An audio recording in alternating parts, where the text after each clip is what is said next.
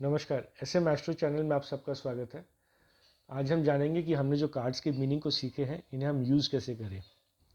आज हम सीखेंगे आंसर स्प्रेड के बारे में, यानी कि हमारे मन में कोई प्रश्न हो तो उसका अब हम जवाब कैसे निकालें। इसके लिए हम आंसर स्प्रेड यूज़ करेंगे। इसके कुछ एक दो नियम हैं। पहले तो ये कि क्वेश्चंस बहुत स्पेसिफिक होने चाहिए और बिल्कुल स्पेसिफिक क्वेश्चंस के ही हमें जवाब मिलेंगे। हम 2-3 क्वेश्चन को मिला के क्वेश्चन नहीं बना सकते। एक स्पेसिफिक क्वेश्चन पूछे तभी जवाब हमें मिलेंगे। और दूसरा ये कि कार्ड्स को जब शफल कर रहे हैं, शफल करते वक्त उस क्वेश्चन को माइंड में रिपीट करते रहें, अपने माइंड में बार बार दोहराते रहें। लेट्स से हमारा क्वेश्चन ये है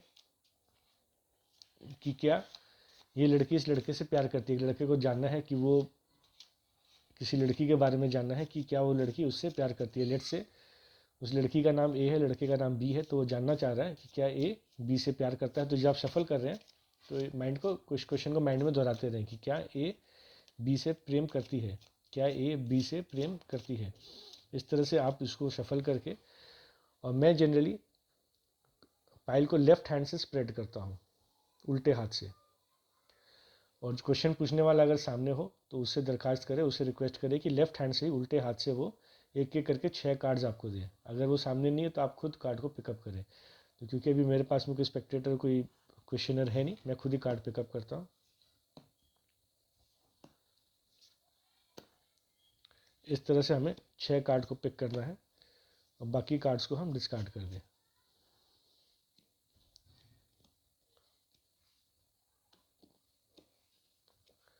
तो ये जो पहला कॉलम है, ये हमें बताएगा कि जो क्वेश्चन पूछा गया है उसके पीछे की कारण क्या है, उसके पीछे बेसिस क्या है, इस क्वेश्चन को पूछने का बेसिस क्या है, और पास्ट में ऐसी क्या क्या चीज़ें हुई हैं जो हमारे आंसर को अभी इन्फ्लुएंस कर रही है, जो हमारे अभी करंट सिचुएशन को इन्फ्लुएंस कर रही है। बीच वाला कॉलम हमारा आंसर कॉलम है, यहाँ से हमें प्रश्न का सीधा सीधा जवाब मिलेगा।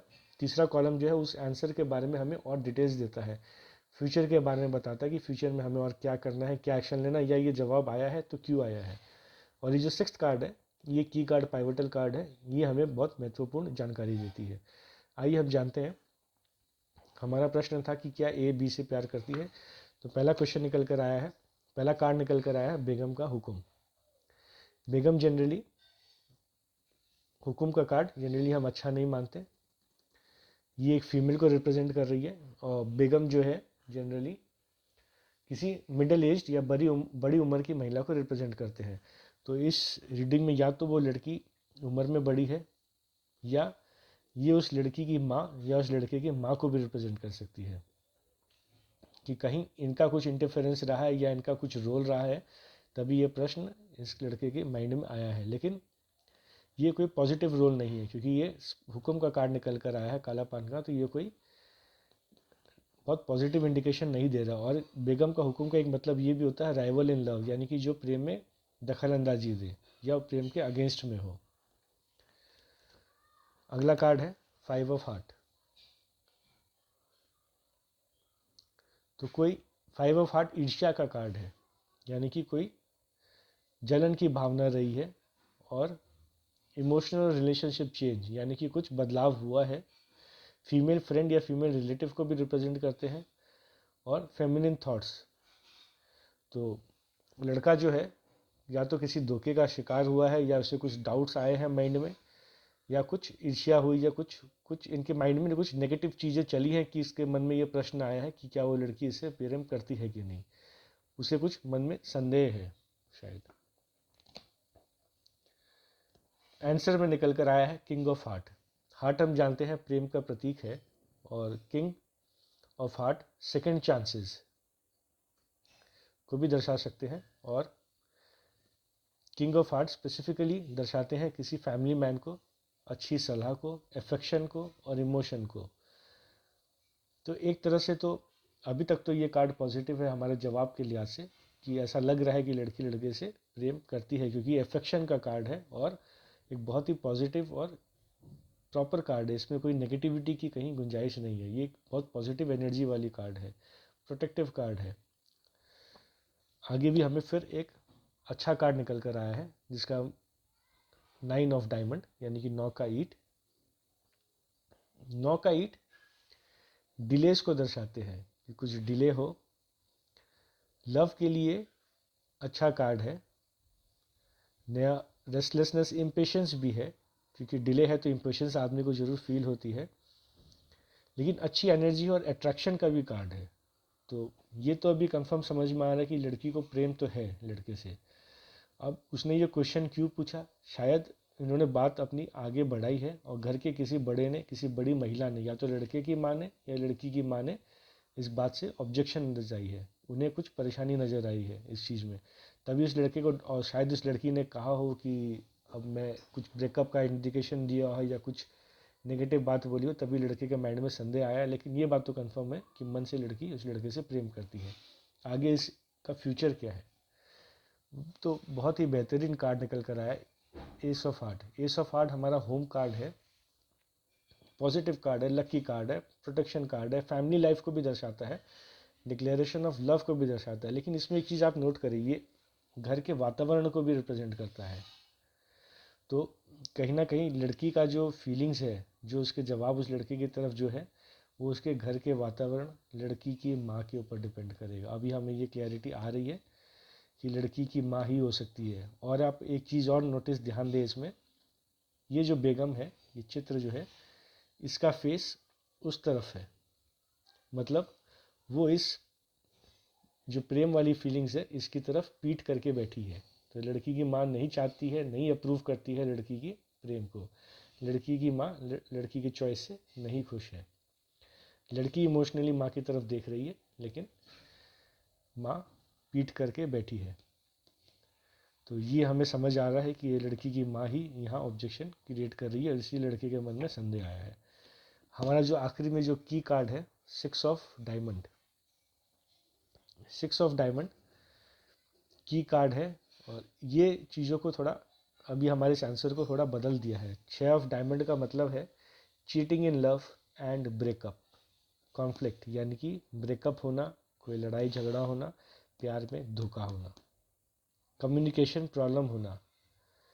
यानी कि कहीं ना कहीं फ्यूचर में चांसेस है कि अगर इस लड़की की माँ नहीं माने तो लड़की ब्रेकअप करेगी, और कम्युनिकेशन गैप भी आएगा इनके बीच में, और लड़के के साथ में धोखा होने के चांसेस है।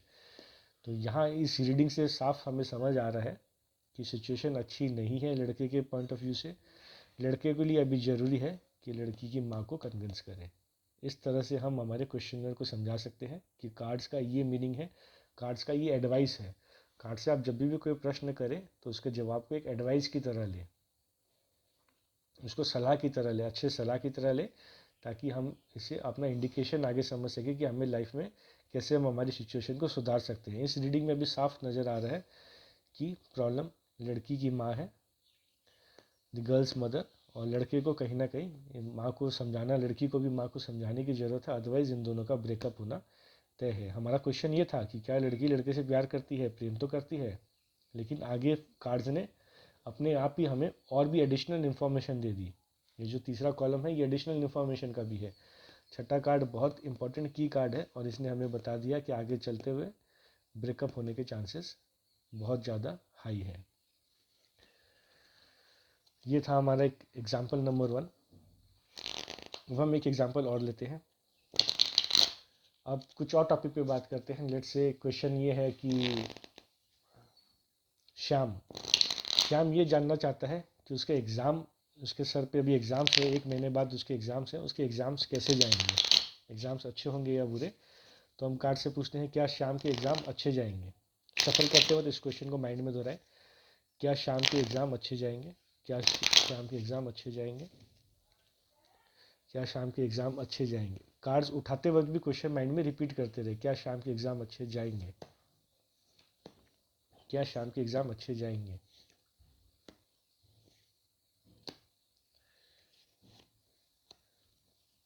ये हमने 6 कार्ड पिकअप कर लिया। अब देखते हैं, ये अगेन हमारा पास्ट इवेंट्स है जो हमारे जवाब को भी इन्फ्लुएंस कर रहा है। ये हमारे जवाब कार्ड्स पिछले सर्कमस्टांसेस जो इसको इन्फ्लुएंस कर रहे हैं, और ये आगे फर्दर इन्फॉर्मेशन। क्या श्याम के एग्ज़ाम्स अच्छे जाएंगे, तो ये प्रश्न उसके माइंड में क्यों आया है, क्योंकि एक तो देखिए किस तरह से कोइंसिडेंस काम करता है। अगर आप 8 के स्पीड, 8 के हुक्म का मीनिंग आपको याद हो तो इसका मीनिंग एग्ज़ाम होता है। इसकी एक मीनिंग एग्ज़ाम, टेस्ट को भी हम बोलते हैं। और ये मेंटल प्रॉब्लम, डिसअपॉइंटमेंट को भी दर्शाता है। यानी कि श्याम बहुत ज़्यादा टेंस्ड रहा है अपने एग्ज़ाम को लेकर के, उसे कहीं उसमें कॉन्फिडेंस नहीं आ रही है, मेंटल एंग्जाइटी है ज़्यादा उसे, और अभी उसके माइंड में बिल्कुल भी कॉन्फिडेंस नहीं है कि वो एग्ज़ाम अच्छे से क्लियर कर पाएगा। कुछ रेस्ट्रिक्टेड सा फील हो रहा है, माइंड में उसके बहुत सारे डाउट्स हैं। दी एस ऑफ डायमंड, इक्का का ईट यानी कि डिग्री। डिग्री को ये दर्शाते हैं किसी इंपॉर्टेंट डॉक्यूमेंट को, एक जीवन का बहुत ही इंपॉर्टेंट फेज और कोई इंपॉर्टेंट डॉक्यूमेंट। यानी कि शाम का ये जो एग्ज़ाम है ये कोई बड़ी डिग्री के लिए है, ये किसी स्कूल लेवल का या तो बोर्ड का एग्ज़ाम है या कॉलेज में अच्छी डिग्री का कोई एग्ज़ाम है जिसमें उसकी डिग्री मिलेगी उसके करियर के लिए। तो वो इस चीज़ को लेकर चिंतित है कि उसको ये डिग्री मिलेगी या नहीं, और डिग्री के बारे में वो जानना चाहता है कि उसका एग्ज़ाम कैसा जाएगा। अब ये हमारा बेसिस ऑफ द क्वेश्चन हो गया। कई बार जब सामने वाला हमें इन्फॉर्मेशन नहीं भी दे तो भी कार्ड से हमें इन्फॉर्मेशन मिल जाती है कि वो बंदा क्वेश्चन क्यों पूछ रहा है, क्या पूछ रहा है। सामने हमें नहीं बताया कि वो किस एग्ज़ाम की तैयारी कर रहा है, बट कार्ड्स ने बता दिया कि कोई डिग्री से रिलेटेड और इम्पोर्टेंट डॉक्यूमेंट, क्योंकि S of diamond is important document, कोई महत्वपूर्ण कागजात और डिग्री, तो कोई महत्वपूर्ण डिग्री के लिए एग्ज़ाम दे रहा है। वो एग्ज़ाम कैसा जाएगा देखते हैं। एस ऑफ क्लब, इक्का का चीड़ी यानी कि थर्स्ट फॉर नॉलेज, नॉलेज। और ये एक तरह से मेहनत का कार्ड है कि अभी तक तो ये कार्ड पॉजिटिव ही इशारा दे रहा है, कोई नेगेटिव इशारा नहीं है। एस ऑफ क्लब अच्छा कार्ड में माना जाता है, कोई बुरा कार्ड नहीं है। और ये बड़ी चीज़ों को भी दर्शाता है, किसी कॉन्ट्रैक्ट साइनिंग को भी दर्शाता है। तो यानी कि डिग्री में कुछ सिग्नेचर अच्छे बन सकते हैं यहाँ पे। और बिल्डिंग और इंस्टीट्यूट को भी रिप्रेजेंट करता है, यानी कि जिस कॉलेज या बिल्डिंग में वो पढ़ रहा है उसका भी रोल इसमें आ गया है। यहाँ भी उस नाम करने की गुंजाइश है। लेकिन ये जो अब कार्ड निकल कर आया, दस्सी का हुक्म, यानी कि बैड न्यूज़, ग्रीफ, रोना, फेलियर, धोखा मिलना, प्रॉब्लम होना, बुरी खबर। यानी कि जैसा शाम चाह रहा है वैसा उसका एग्ज़ाम नहीं जाएगा। ऐसा क्यों होगा ये हम देखते हैं आगे। इसका एडिशनल हमें फिर जवाब मिल रहा है 4 ऑफ हुकुम, यानी कि 4 के कालापान से। ये ऐसा इसीलिए हुआ है क्योंकि उसने ज़्यादा मेहनत नहीं करी है। 4 ऑफ स्पेड यानी कि फीलिंग ट्रैप्ड एंड टायर्ड, वो इंस्टीट्यूट में फंसा हुआ महसूस किया है उसने, उससे ज़्यादा खुल के उस इंस्टीट्यूट में टाइम, उसके समझ, एनवायरनमेंट उसमें एडजस्ट नहीं हो पाया ये। और यहाँ कहीं ना कहीं एग्जॉस्टेड और थका हुआ महसूस किया है, और आगे भी शायद ऐसा ही होने वाला है। फ्यूचर में रिजल्ट के बाद में इसे परेशानी इंस्टीट्यूट की तरफ से भी आने वाली है। 5 ऑफ क्लब, तो ये हमारा मेन की कार्ड है।